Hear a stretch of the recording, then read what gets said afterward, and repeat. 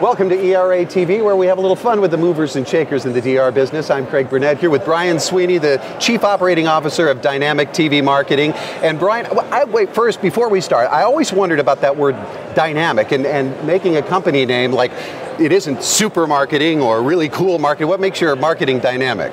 Well, dynamic is, it's one of those things where you got to keep up with the trends. You always got to be ahead of the game. Right. And I won't take credit for the name. Steve Harkey, CEO, came up with the name Dynamic TV Marketing. He's very dynamic. Okay, well that's cool. That's a fair answer. Now, and that's difficult in today's environment with everything changing. I mean, you've done pretty much everything there is to do in the business. How can one guy do it all? How can you have done all these great things? Well, you got to diversify, but it's all about the reporting. It's all about working with good partners, getting good data, understanding how everything ties together. Mm-hmm. So you can streamline your reporting, you can streamline the way you do things, but it's really about, in some cases, trial and error. But I think reporting probably is the most important. Everyone will tell you the same thing. Right. Now, you've been in the business for 18 years, and everybody's always talking about at these gatherings about how the changes are happening, how everything's changing on almost on a weekly basis in television. What are some of the most important changes in our business that have adapted to the changes in the media environment? Wow, I think social media, social networking has really had a big impact. The way people get information has changed things dramatically. TV media is getting more difficult.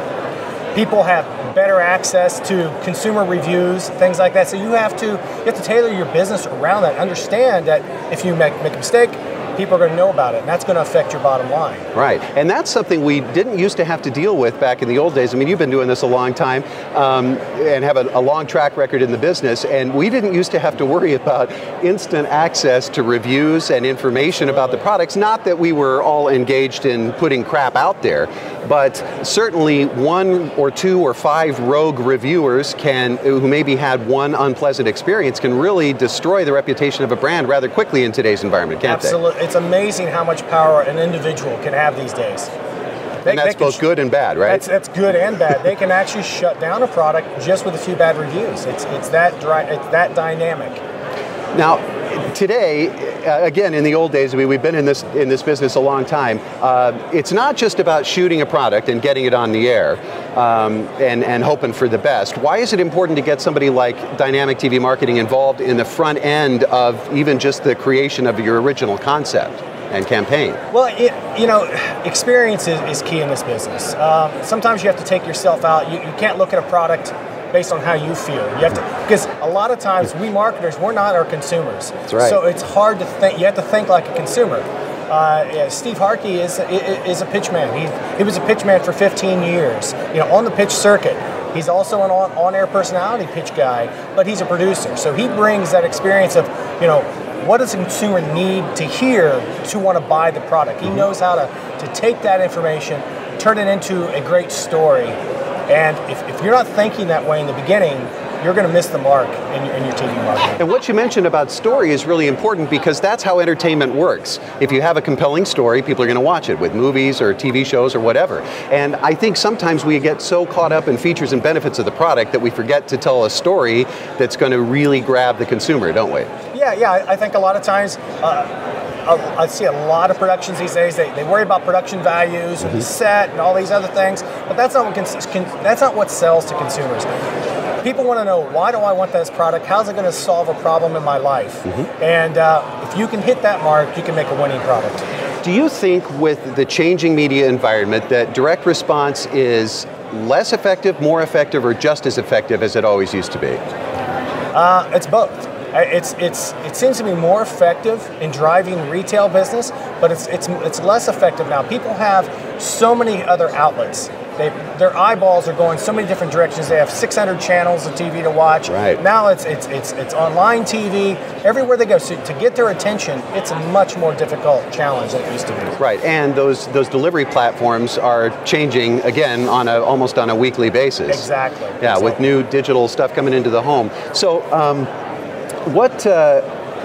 how do you stay in the head? You mentioned the fact that we sometimes look at a product and we think, wow, this is going to sell 1 million, and we roll it out and it bombs. So we are probably not the best gauge of what makes a good product. How do you stay in the minds of the consumers out there, Joe Middle America, and come up with a campaign for a particular product that'll really hit home with Middle America?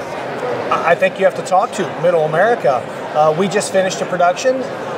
Steve Harkey was in Iowa talking to the people. He went back to his roots, got into the fair, the Iowa State Fair, cool, and was talking to people. And they were familiar with the product because it is a brand already.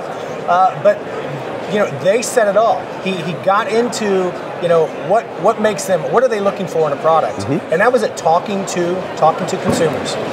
What are some of the exciting things you've seen on the floor this year so far? I know we're early in day one here, but what are some of the interesting things that kind of caught your eye?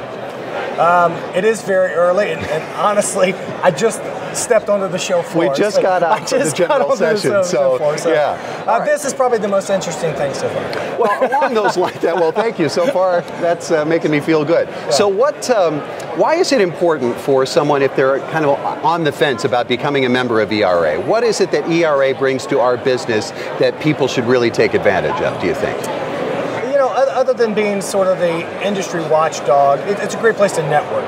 You meet a lot of colleagues, you can share stories about what you've done, what's worked for you, what hasn't worked for you, and it's a great place to find new vendors and diversify the business. What's one thing about your company that maybe people might not be completely aware of that's really important? I think a lot of people say this, but we treat each product like it's our own. It's not just a number. We just push it through and go on to the next.